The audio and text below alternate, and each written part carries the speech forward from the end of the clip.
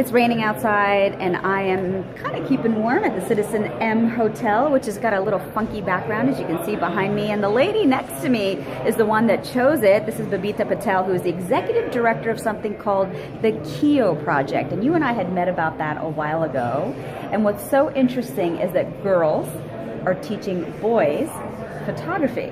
Yes, it's a really great opportunity to change up gender norms, that for leadership opportunities like both girls and boys are given. Usually girls are not given those opportunities. Instead, they usually go to the boys. So this time we're able to flip the kind of relationship. Okay, so in other words, what's happening is you host a workshop, and not just here domestically, you host them like all over the world, and you're teaching the girls in the morning photography skills, and in the afternoon the girls teach it to the boys. Am I right? Yeah, well, actually, the girls learn for an entire week first because they need to build up their skill sets before they start teaching the boys the following week. And we run that program in India, Kenya, Haiti, Ethiopia, Brooklyn, because we have gender problems in this country. So yeah. Of course we do. Hello. All right, well, what's the measurable impact? I imagine that so much must come up when you've got little kids engaging in this way. Yeah, it's funny because it changes from culture to culture because we work in so many different countries with different societal norms.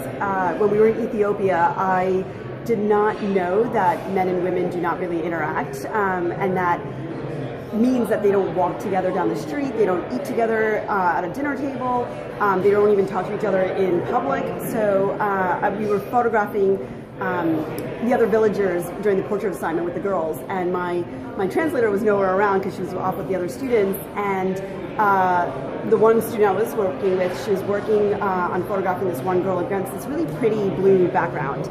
And there were all these group of kids hanging around us. They were all girls except for one boy who was hanging around the outside of the group. And so in sign language, I dragged him over for her to learn how to photograph two people against a wall.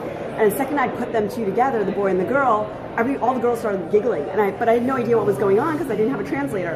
And so we did the whole photo session with the girl student, and she was phenomenal. It was one of my favorite photo sessions ever in all the workshops that we've done.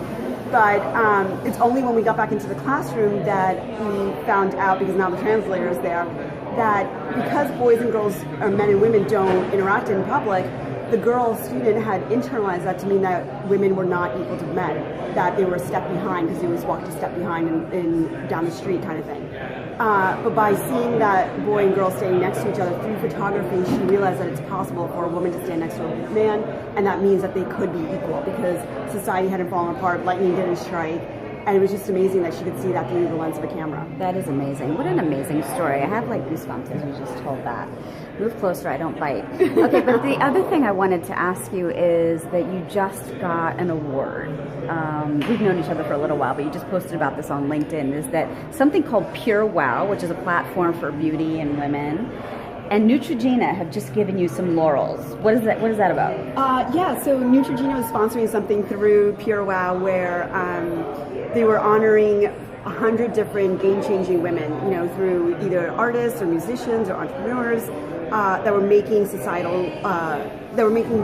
social change through the work that they were doing. And it was really lovely to be honored with 99 amazing women and to be able to tell my personal story because of that. And there's another story that you talked about where a kid was a bully, right? And because of the exercise that you did with photography, it was able to change his behavior? Yeah.